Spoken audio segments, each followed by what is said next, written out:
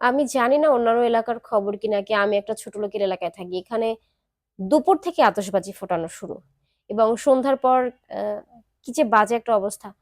সেটা আতশবাজি কিনা আমি জানি না, মানে খুবই বিকট শব্দ, মানে বোমা ফেলানোর মতো একটা শব্দ হয়।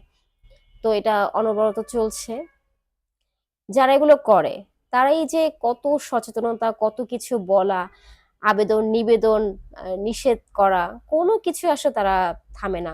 শোক গেল নাকি হচ্ছে কেয়ামত হচ্ছে, কোনো কিছু তাদের যায় আসে না, তারা যেটা ভাবে ওইটাই করে।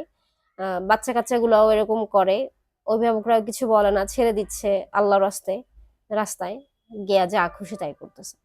খুবই বিভৎস একটা অবস্থা, মানে এখানের অবস্থা খুবই বাজে। এবং আজকে যে এরকম একটা দেশের অবস্থা, বাজে সিচুয়েশন, সবকিছু মিলে কিন্তু খুব বাজে একটা অবস্থা।